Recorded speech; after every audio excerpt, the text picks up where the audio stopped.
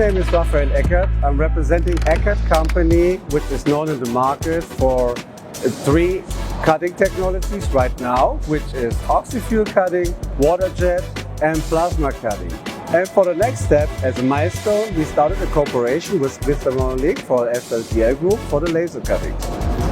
I'm Maulik Patel from SLTL Group, Southern Laser Technology Limited from India. We have been working on laser technologies since 1989. Since then, we have developed so many laser applications.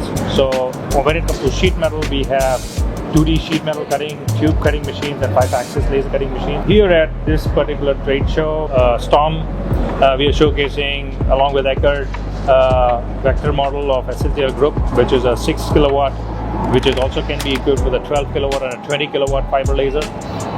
This model is a 3 by 1.5, 3 meter by 1.5 meter bed size. It's a mid-end fiber laser sheet metal model, which is capable of 3G acceleration with a lot of functionalities and features, which is already inbuilt on the control system e-tron.